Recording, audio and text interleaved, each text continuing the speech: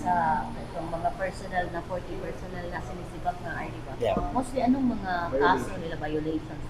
Ang Of hingi ng course. pera, Yes, yes. So, nangihingi po ng pera sa kalye. Um, Mostly talagang involved yung ano eh, yung pera eh.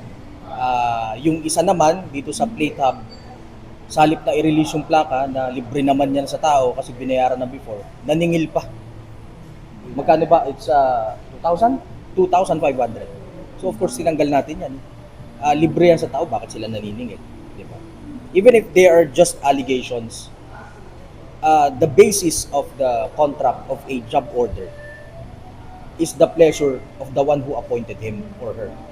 So kung hindi na ako satisfied with the performance, not necessarily na ilalagay natin sa due process yan kasi under the law, ang meron lang due process is yung may security of tenure. At sino ba yan? Mga plantilla lang yan. If you're a JO, you have no security of tenure. So dapat magpapatunay ka kung bakit dapat ka magstay sa ahensya because the basis of your work is the pleasure of the one who appointed you. So kaya mabilis silang natatanggal.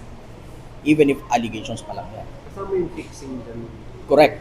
So that involves money also. So natanggal yung iba sa fixing, especially dyan sa may operations division sa Macalso. Meron tayong mga natanggal dyan because of fixing. Yung sa 40 RD, ilan dun yung parang fixes? I think it's mga 3 to 5 siguro. Kasi ang marami dyan sa 40 na yan, yung mga enforcers na involved naman sa kalye na money involved activities. out of 40 RD, ilan yung na may case na? You mean administrative case? Yeah.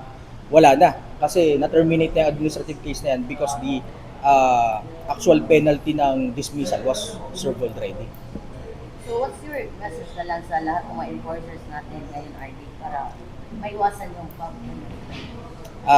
Ngayon po na magkakaroon kayo ng bagong Regional Law Enforcement Service Chief, mababago po ang landscape ng enforcement natin. Itong uupo po na bago nating chief ay unang-una, stricto po ito or stricta.